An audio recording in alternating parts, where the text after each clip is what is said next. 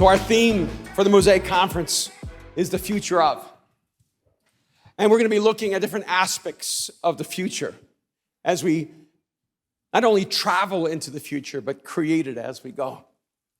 There's some things that distinguish Mosaic in many ways. There's certain ways of seeing the world and engaging reality and understanding who we are as human beings. So what I wanted to do tonight is I wanted to take the theme, the future of, and focus on the future of humanity.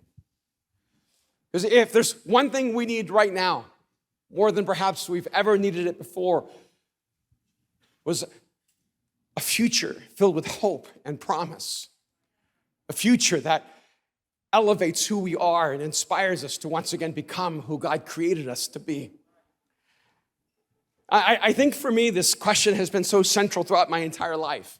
The question of what it means to be human, what it means to be the species that we are, and where are we going? And it's interesting to me, whenever we start talking about human evolution and the future of humanity, whenever I'm in different environments, people immediately start asking me about artificial intelligence, about robots, because one day we're going to be replaced by robots.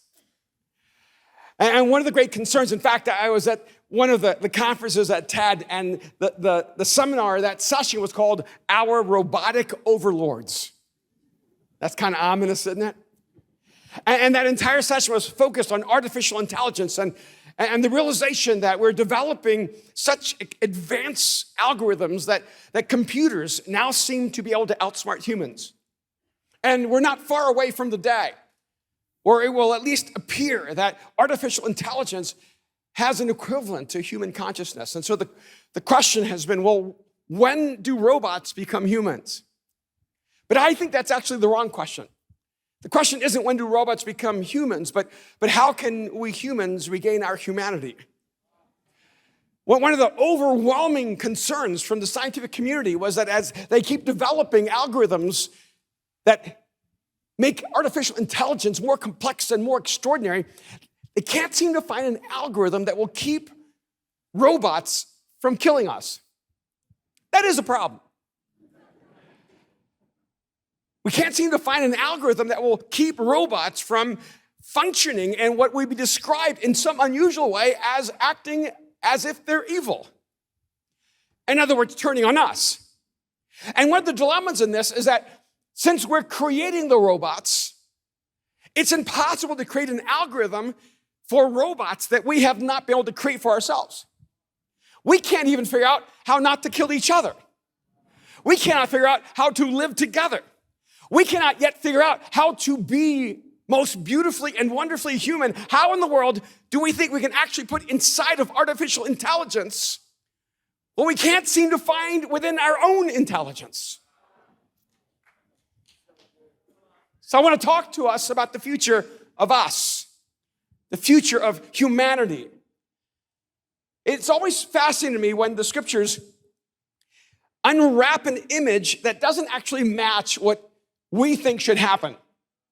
And so sometimes, you ever notice that sometimes you'll read the scriptures and you'll reinterpret the scriptures to match what you think it should say? And so you just go right past it. And there's two particular places in the book of Ezekiel that really strike me, that I think are really the basis of what I want to talk to you about for a few moments.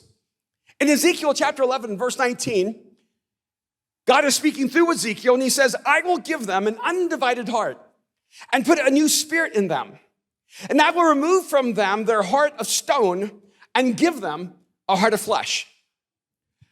Now, I love the first part of that, being given an undivided heart. A heart that is not broken, a heart that's not fragmented. How many of us understand that you're the carrier of a broken heart, of a heart that's been broken to pieces?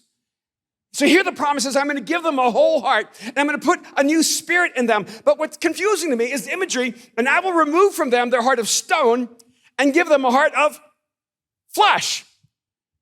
That doesn't make any sense to me, because I have a heart of flesh. I don't have a heart of stone. So I don't want a heart of flesh, because my heart of flesh feels like a heart of stone. And then again, in Ezekiel 36:26, just in case we thought maybe the imagery was an accident, he says it again. He says, I will give you a new heart.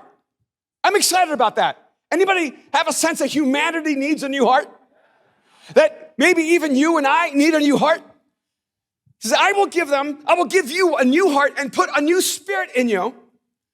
And I will remove from you, here it is, your heart of stone. No. And give you a heart of flesh. I want to be really honest. I don't want a heart of flesh. I want a huge upgrade. I want a heart made of quantum liquid, which scientists believe is what the black holes are filled with. I want a quantum liquid heart, or at least a nuclear fusion heart. I want the heart that Iron Man has. I want Tony Stark's heart. I don't want a heart of flesh. I've lived my life in the heart of flesh.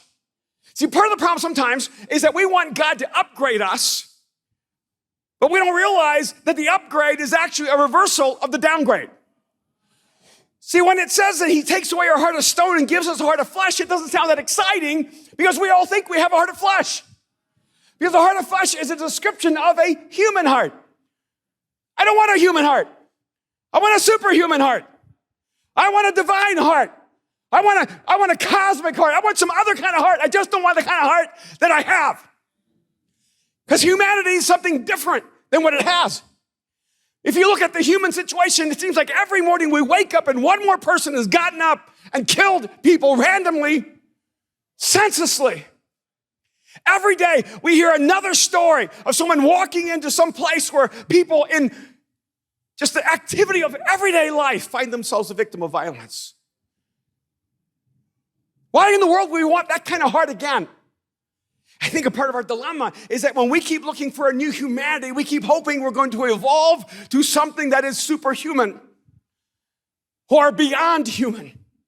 But the reality is that God is trying to make us human again. See, what Ezekiel is actually describing is that we have lost our humanity. We become less than what God intended for us.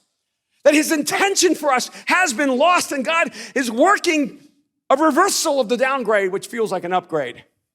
You know the gift God wants to give us? He wants to make us human again.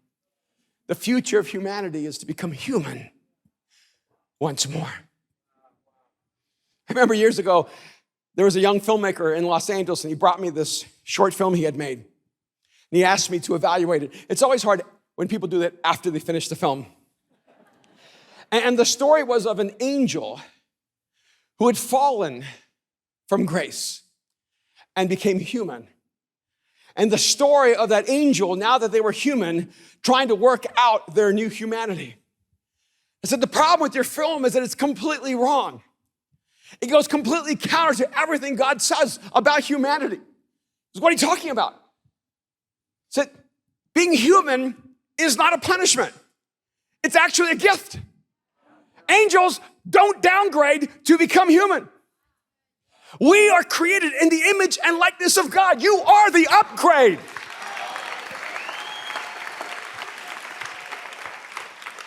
And then, as I understand that, then things begin to make sense to me.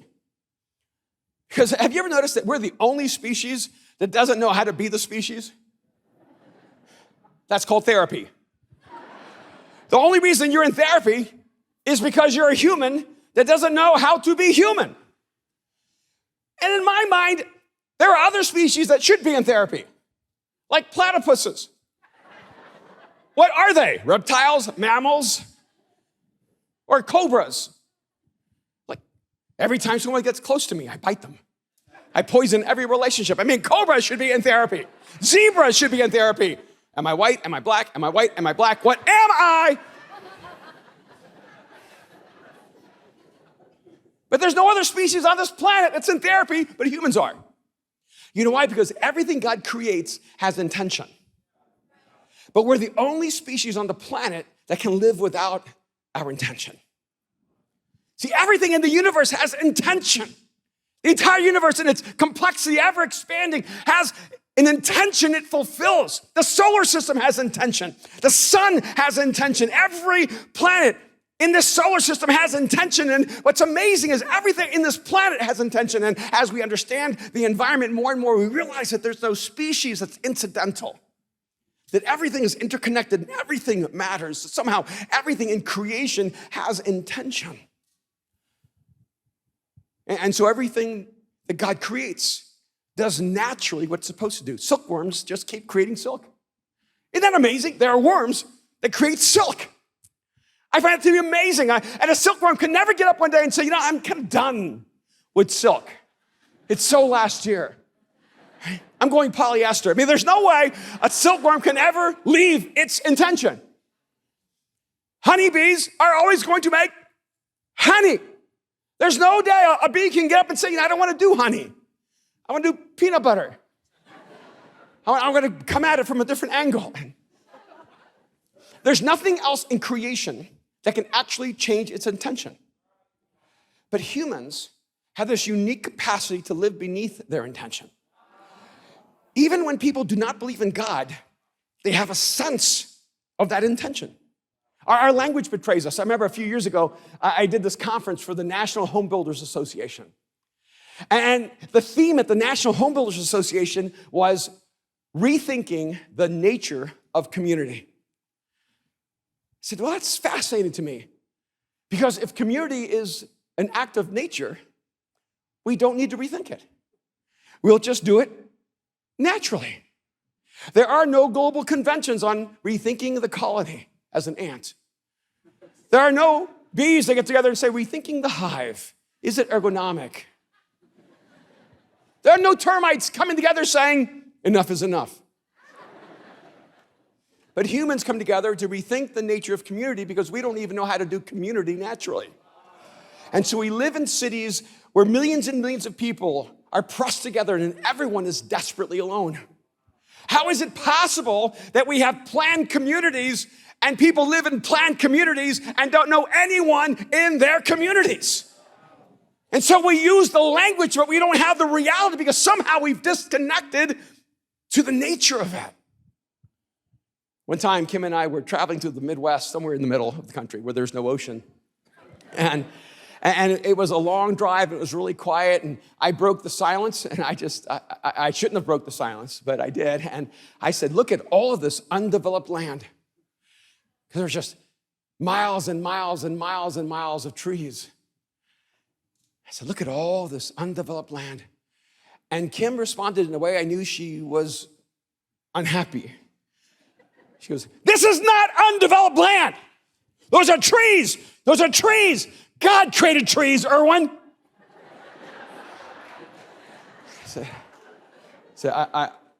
I know. I said, but if there's no God, it's all nature. Isn't it odd that we think of cities as not nature? Anybody take trips out to nature? How can you take a trip out to nature if you're just an advanced form of an ant? Then a city's just our colony and it's still nature. Yet somehow we have a sense that what we create is disconnected from nature. Because we know somehow we humans have stepped outside of our intention. Even the language of saying something is inhumane. We know when something is inhumane. You don't even have to believe in God to know a human act can be inhumane. But isn't that absurd? Isn't it absurd to think that a human act could be inhumane? Have you ever seen a killer whale eat a seal? They play with it at first. I mean, the killer whale comes up to the seal, catches it, but doesn't kill it, throws it in the air. And it just comes spiraling down and starts swimming away. And the killer whale just follows it, puts it in its mouth, throws it in the air. They're playing. The seal doesn't want to play, but they're playing. And the seal starts swimming away. And then eventually when the seal is so exhausted, the whale eats it. And we don't think to ourselves, that's an animal. We think that's what killer whales do. See, have you ever taken any time to watch National Geographic? Don't do it. It's way too violent. And yet we don't watch anything in nature and think to ourselves, that is unnatural. But we humans, we know that when we are at our worst selves, that we are actually expressing inhumanity. See, there are shadows that keep haunting us. And God says, I'm going to take out your heart of stone and give you a heart of flesh because I'm going to make you human again. See, the intention of the church, of those of us who are followers of Jesus Christ, it's not to try to make the world moral. is to try to make the world human. See, our mission is to reclaim our humanity and to remember what it means to be human again. I think sometimes we keep forgetting because we're so broken that broken starts looking normal. When I started thinking of the theme of the future of humanity, I remember when I was in 4th grade, I convinced myself I was from another planet, that I was from an alien species, that they dropped me here on Earth to try to see if we could assimilate with the human species. And I would run away from home and run out into open fields and scream at the stars in the middle of the night and say, "Take me back! It's not working." So as you can imagine, I ended up in a psychiatric chair by the time I was 12 years old.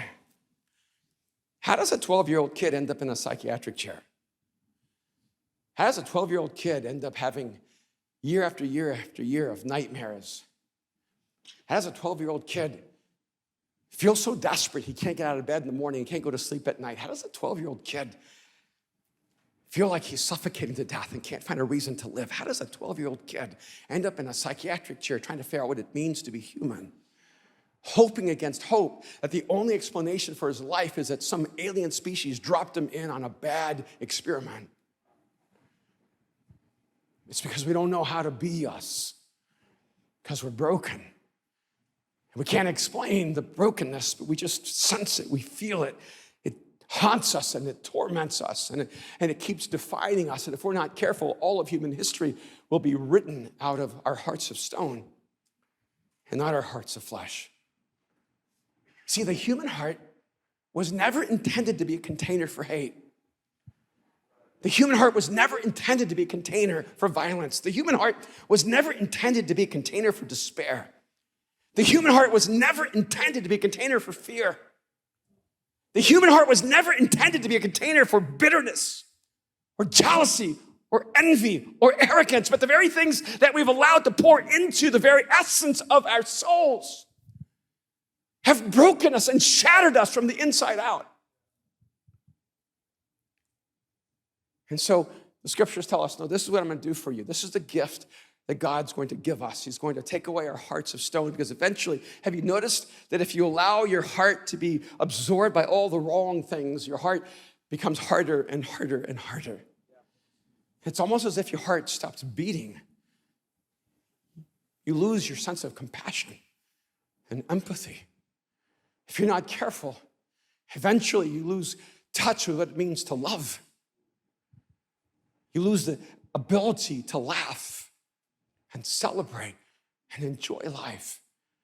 How can you explain the runaway suicide rate in a society that has so much freedom and so much opportunity that people should be dancing in the streets, but we're drowning in despair? See, the wonder of it is that God is always placing in front of us a new future.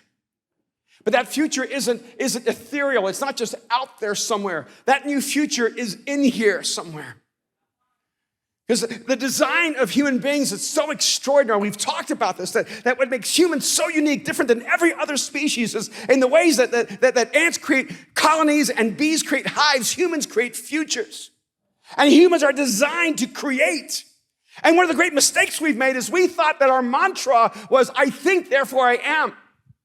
But actually what fits us better is I breathe, therefore I create. See, humans are designed by God to create. We are imagined to imagine, created to create. And every human being is both a work of art and an artist at work. And the question is not, will you create a future? The question is, what kind of future will you create?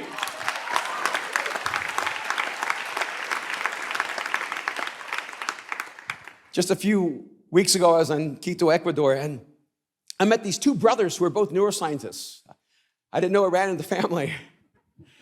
And we began having a conversation about phantom pain, because I've been so fascinated with phantom pain. And one of the things that they told me was that a person can actually lose their arm, and years later, someone can act like they're going to hit the arm, and they'll move even though there's no arm there. It's extraordinary. The phenomenon of phantom pain to me is so amazing, because you can lose a leg, and years later, you feel the pain of a leg that isn't there. But for phantom pain to happen, you have to lose something that was once yours. You cannot have phantom pain for your second head that you never had. But you feel it because it was once there. You have a memory of it. It's a phantom memory. It's a phantom pain. See, I'm convinced that human ideals are the phantom pain of the soul. See, the reason we can imagine a world with peace, isn't that crazy? There's some of you here, you're going to spend your whole life fighting for world peace, but you've never known a world with peace. It's just an idea that you've never known. Some of you are going to fight your entire life for justice for everyone, but it's an insanity because you've never known a world without justice for everyone. Some of you will spend your entire life trying to find a way to make sure everyone has food, but there's never been a moment in history where everyone has food.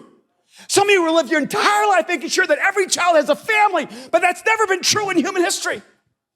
See, there's some of you are haunted by ideals. You see a picture of who humanity could be, and you're going to give your entire life to those ideals, but where do those ideals come from? Human ideals are the phantom pain of the soul. It's our remembering what we were supposed to be like.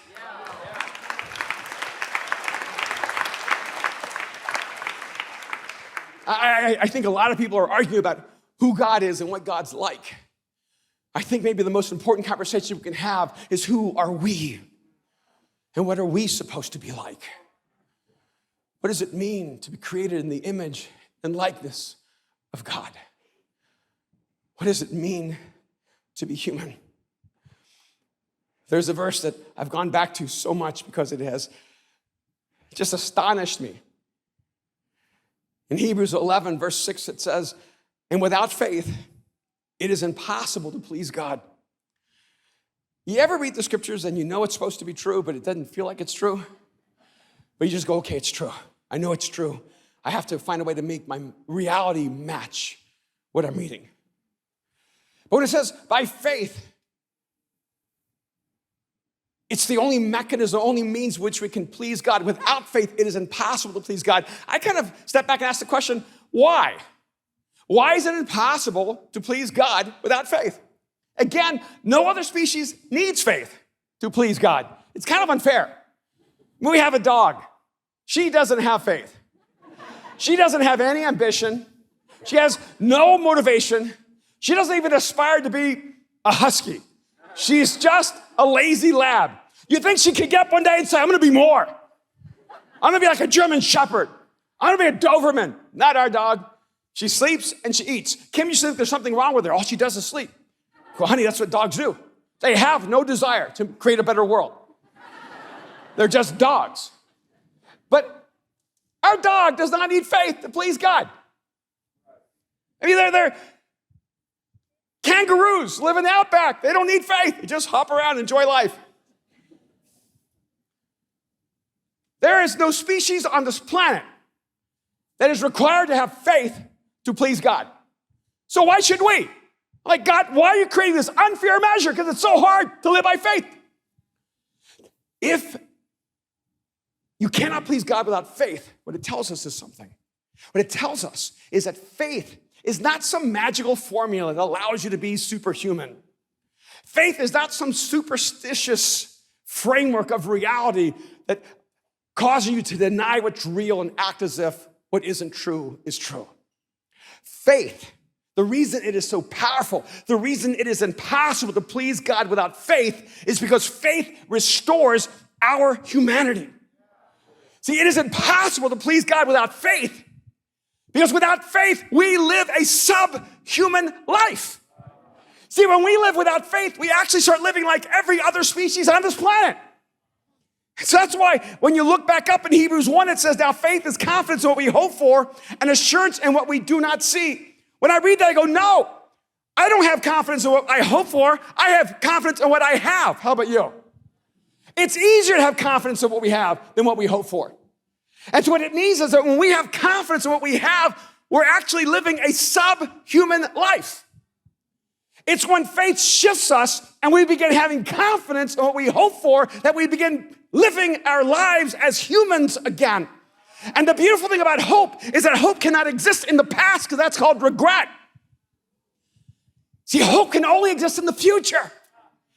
So it tells us that humans are designed for the future, not the past.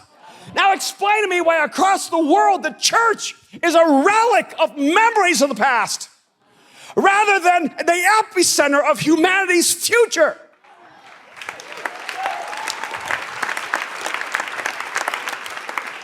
Just recently, a German theologian came, and he came to visit our community. He said, why don't you have any symbols? So what do you mean? He goes, you don't have any symbols. Why are there no symbols? And he seemed really distraught. And I said, well, there are symbols everywhere. Those chairs are symbols of people who are coming. I said, the screen, they're continuous moving symbols. He goes, but you don't have any symbols. I said, oh, see, your symbols point to the past. Our symbols point to the future.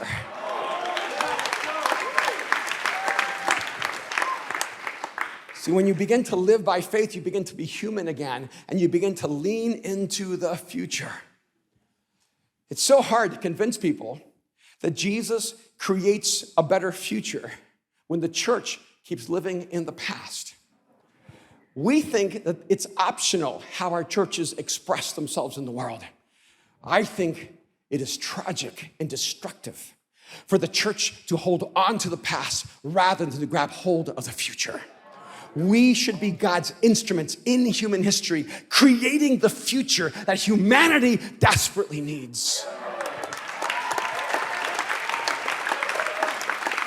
It says, now faith is confidence in what we hope for and assurance about what we do not see. Again, I have a lot more assurance of what I see. How about you? Than what I don't see. In fact, if you don't pay attention, all you'll ever have is assurance in what you see. But somehow, we're supposed to be creatures connected to the future and to the invisible. We're supposed to have confidence in what we hope for, which is in the future, and assurance in what we do not see, which is the invisible. So we're supposed to be future invisible creatures, and this is not something supernatural. This is something natural. This is how humans are supposed to operate. Let me just give you a quick example. See, there's some of you here, you have more confidence in what you have and more assurance in what you see. You ever been around someone, dating someone that they don't want to date? You know what I'm talking about? You know, she's talking to all her girlfriends saying, I don't know why. I don't even know why I'm with him anymore. Like, he used to be so sensitive, and he was so caring. He'd always show up early, bring me flowers. I don't even like flowers, but he would bring me flowers, and he would take me out to dinner, and we'd just have just a great time. Now he always shows up late, doesn't even call, doesn't text me back. In fact, I text him 20 times, doesn't even text me back. I don't know what's wrong. And, you know, and then you go, just get rid of him. Get another boyfriend. She goes, no, he's my man. I can change him. I can make him who I need him to be. You know why? Because you have confidence in who you have, not who you hope for.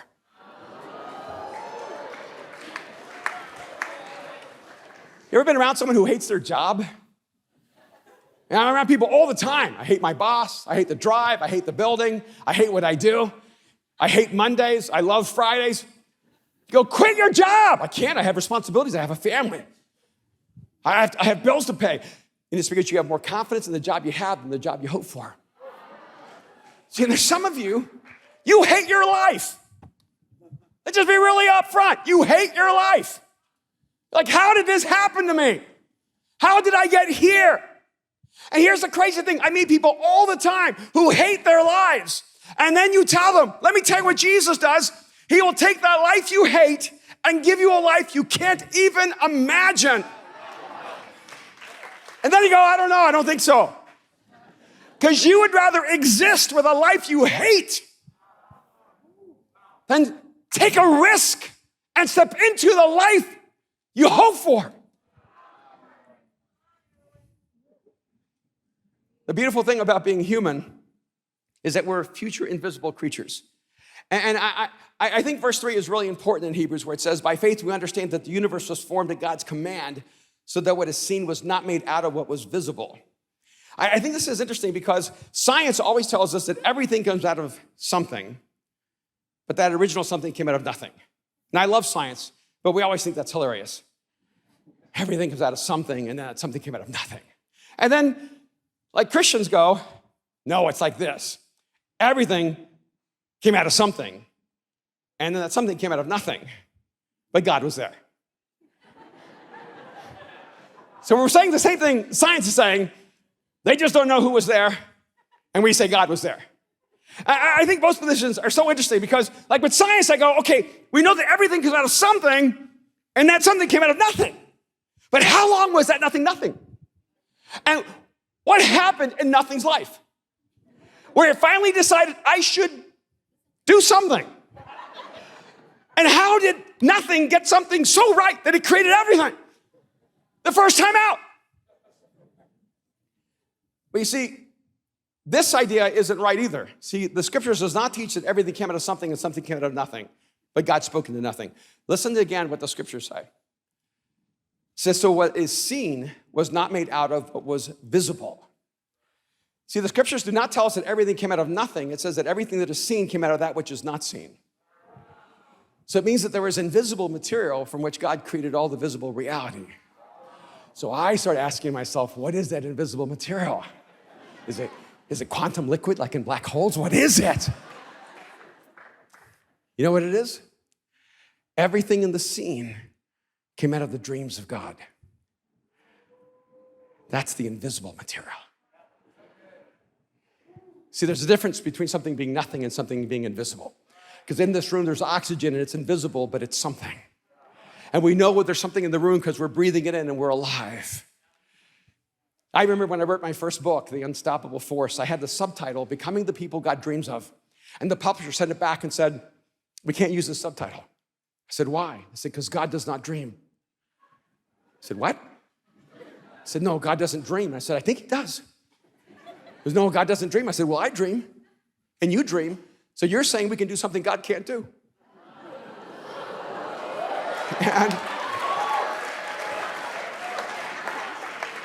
And then they said, well, it doesn't matter if God can dream.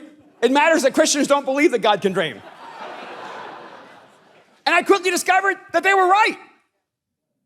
Christians believe that God can think, but they don't believe that God can dream. So I changed the title, Becoming the People God Had in Mind. And they said, we love it. Well, what do you have in mind? Dreams? Now, here's the crazy thing. You see, God imagined the universe, and then he created it out of his imagination. He dreamed of you, and you came into existence. In fact, in Jeremiah, he says, before you were born, I knew you. How is that possible? What God is saying is that you existed in my dreams before you were a fetus in the womb of your mother. You existed in my dreams before you were in the arms of your father. Now, where you started matters. You began in a dream. You began in the dreams of God. You were in his imagination.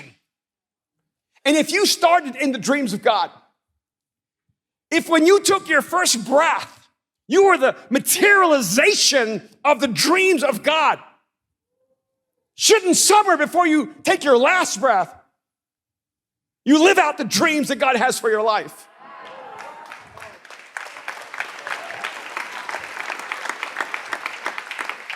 And then I began to see it. The reason the writer of Hebrews went to this is because you're created in the image of God. And so you were imagined to imagine and created to create. Just say it.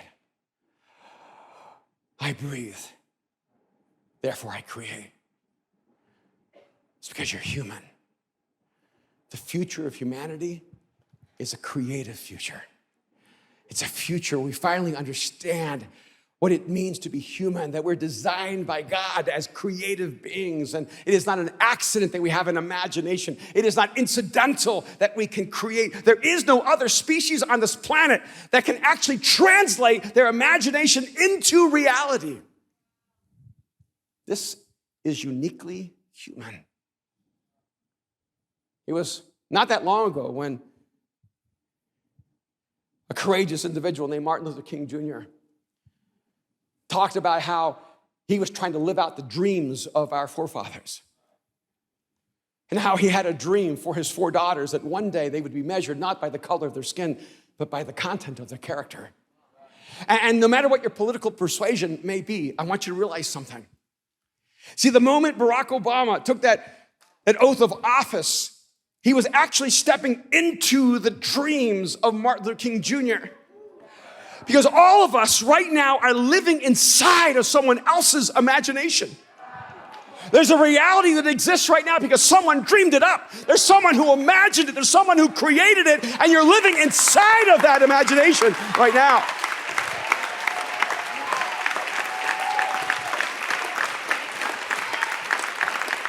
But here's the problem. People of faith keep waiting for God to create the future we all long for. We keep praying. Our thoughts and prayers are everywhere. We keep saying, God, do something.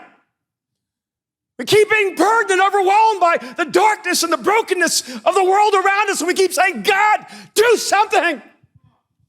And God is shouting from eternity, I did something. I created you. Now you do something.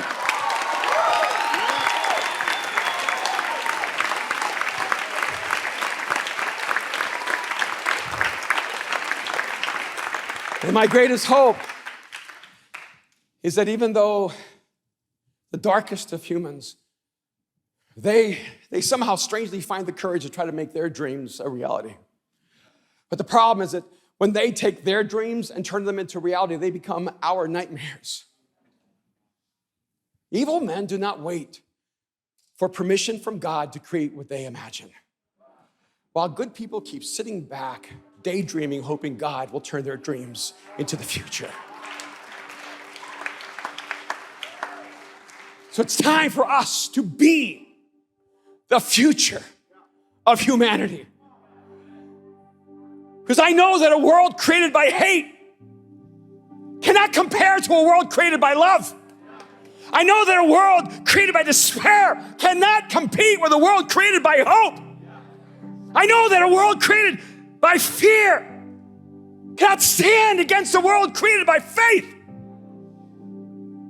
The church is supposed to be the epicenter of the future God imagines. Imagine God having created us, placing us in the middle of his imagination.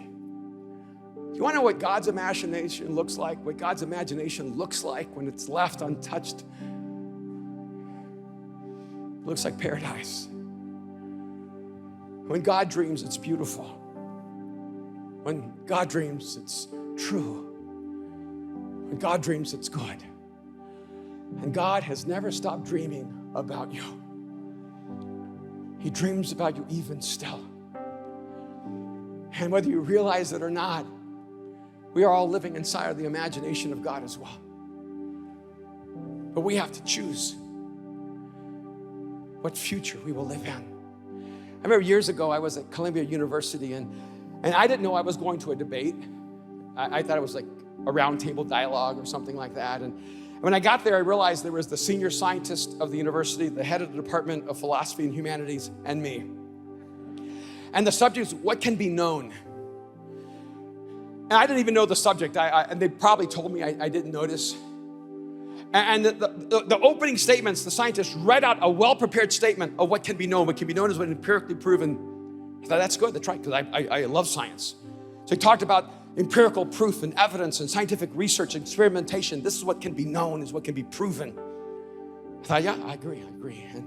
And then the humanist was a Kantian philosopher. She said, what can be known is human action. Ethics. We can know what people do.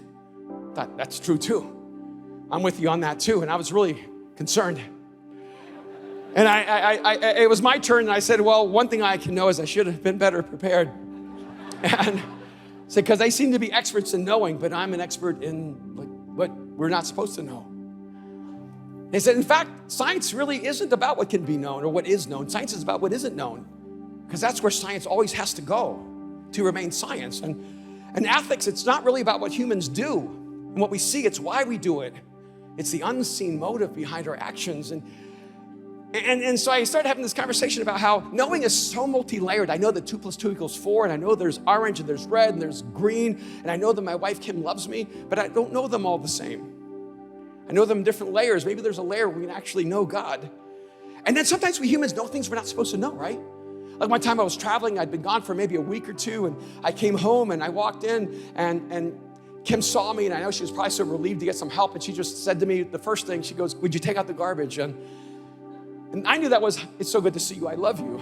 But I said, "I'm so tired, could you just let me sit and rest for a minute?" I didn't respond well. And so I said, she goes, "I'm so sorry." She just felt so bad. She goes, "I'm so sorry, just sit down, please, I'm sorry." And then I got a phone call from one of the guys, and he said, "Hey, Erwin, we got a basketball court, do you want to play ball?"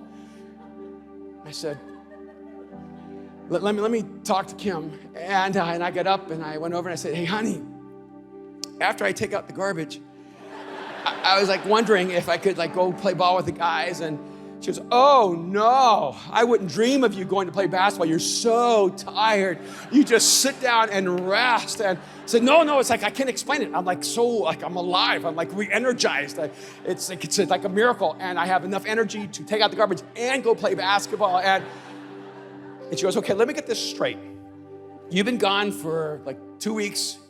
This is your first night home, and you'd rather go play basketball with the guys than be home with me." When you put it like that, it just sounds so wrong, you know? And I knew I needed to answer that question really carefully.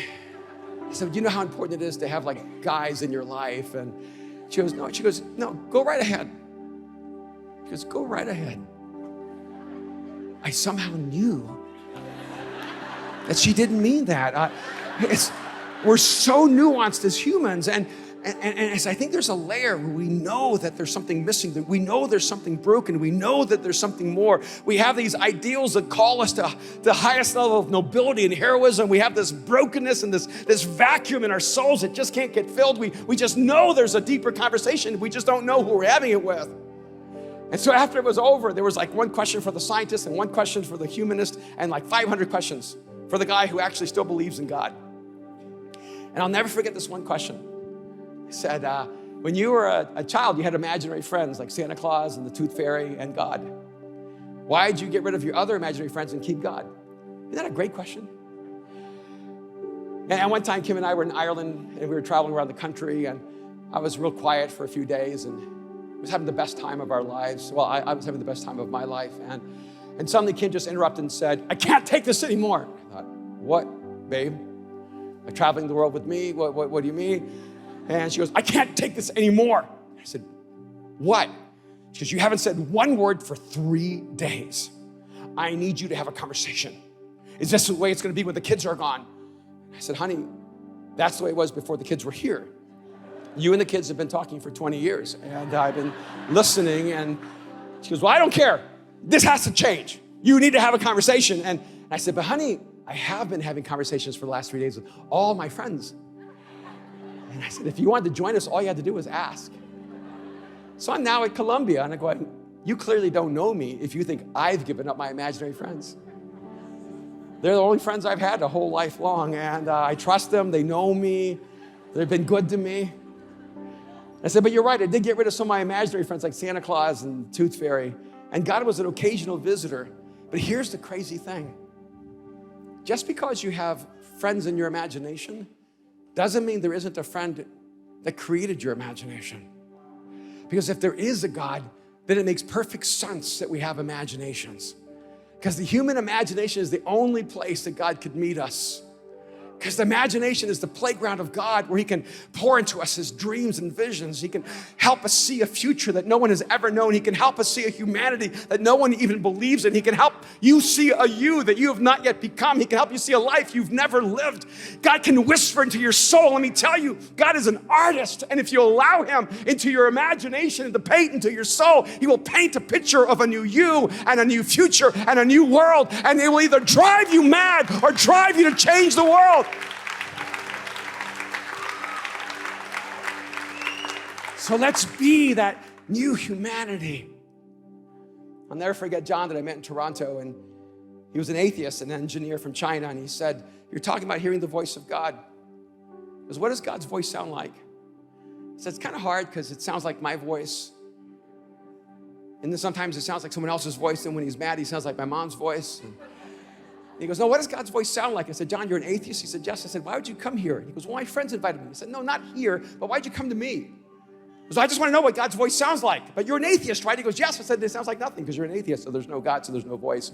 He goes, but what does God's voice sound like to you? I said, all right. John, there are times in my life I feel like I'm not good enough. Times in my life I feel like I just can't get up one more day. And there's this little voice in my head that says, get up. There's days in my life I feel like I'm just not adequate for the task. And I hear this voice that says, just get up and step into the moment. There are times where I just feel filled with despair. There's a voice that says, no, there's hope. There's times I'm just so filled with shame. And there's a voice that says, there's no shame, just get up and live. You ever have voices in your head that you don't know how they got there? And they actually are arguing with you. I'm like, how can you be arguing with me? You're all me. He goes, John, you're an atheist, right? He goes, yes, I'm an atheist. I said, do you have a voice in your head that said to you, go talk to the guy? There might be a God. Do you have a voice in your head that says, there's a God, there's a God, there's a God, but you're an atheist, but there's a voice that's not cooperating. And I said, it's like a parasite in your brain. It's like a parasite, just keeps eating away, erasing, going, there's a God, there's a God, there's a God. And he goes, yes, it's like a parasite in my head. I can't stop it. And I said, John, that parasite is God. See, because let me tell you what God will never do. He will never leave you without a picture of who you could become.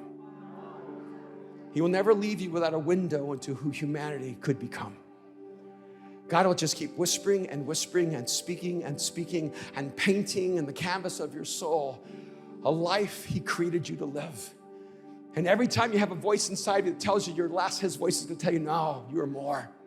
Every time you have a voice that says you just need to quit, that voice says get up and get going. Every time you feel like you're a failure, you said, what are you talking about? This is just practice. Because you're ready to step into something extraordinary. And I love the fact that we're living in the dreams of Jesus. That Jesus imagined us. Jesus looked at us and said, you're the salt of the earth and you're the light of the world. And we didn't look like either. But you know what? I'm sick and tired of living in someone else's imagination that tries to suffocate me and make me less. I want to live in the imagination of God, where I can be everything God created me to be. I'm not going to wait for the future of humanity. I'm going to be the future of humanity. How about you? How about you? Let's pray together. Father, I thank you that in this moment, there's an epicenter of the future being created right now. God, I pray that you'd whisper to the hearts and minds of every person here. Dreams so maddening that they would almost feel overwhelmed by the beauty of them. God, I am so grateful that you do not leave us in our brokenness. You do not leave us in our insufficiency. You do not leave us with our hearts divided and shattered. So God, tonight we give you our hearts of stone and we receive from you our heart of flesh. And God, we don't need you to do anything more than to make us human again. God, I pray that just starting with us, you would create a humanity that is moved by love, by compassion, by kindness. God, begin a new humanity in us where we choose forgiveness. Where we choose, God, to open our lives to those that would forever remain on the outside. God, make us a people of community, of belonging. God, I pray that we would be a picture to the world of the ideals that haunt us all, that we would restore the hope in humanity, that we would not wait for someone else to change the world around us, that we would be the change that the world so desperately needs. And Jesus, I am so grateful that when you died on the cross, you were dreaming about us, seeing us as who we would become when we've been changed by you. With your heads bowed and your eyes closed just for a moment. You might be here in this moment and you've never crossed the line of faith. You've never opened your life to Jesus. And just maybe this is the moment where you and Jesus need to meet. God's already for you. Jesus already gave his life for you. He's just waiting for you to give your life to him. So I want to lead you in a simple prayer where you can invite Jesus to change your life forever, to make you a new human. It's just one sentence. It's not everything you and God need to talk about, but it's a good place to start. Here's the prayer. Jesus, I give you my life. That's it. Everything else will come. But right now, just pray this down. Jesus, I give you my life. Right now, just whisper it to him. Jesus, I give you my life. He will take your heart of stone. He will take your broken heart. He will take your shattered heart and give you a heart of flesh and make you human again. Right now, Jesus, I give you my life. If this is your prayer, I want to pray for you. If you just whisper to God, Jesus, I give you my life. I just want you right now just to hold your hand up. I just want to see you, and I want to pray for you. Beautiful, so wonderful, so good. Anyone else right now in the balcony? Anyone else right now? Jesus, I give you my life. So good. Father, I thank you for those in this moment have opened up their lives to you, that they've crossed this line of faith. And God, I pray that right now you just let them know that they belong to you, that you'll never leave them or abandon them, that you have literally made them human again. May this new heart, new spirit, new life erupt from within their souls. We thank you, Father, and we pray in Jesus' name. I want you to look up just for a moment. One of our convictions here at Mosaic is that every human being is an artist. That every human being is a creative. That every human being creates. But never forget, the material from which you create is the essence of your soul. If your heart is filled with anger and bitterness, with jealousy, with violence, you're going to create a dark and destructive world. If your heart is filled with love and compassion and forgiveness and grace, you're going to create a more beautiful world. So you need to be the steward of your art. Because when you leave this place, you'll begin creating a future others will be touched by. So together, let's imagine a beautiful world. Let's imagine a beautiful humanity. And let's begin to find the courage to create what we could only see through the eyes of God. Can you imagine what would happen then? What a future it would be. God bless.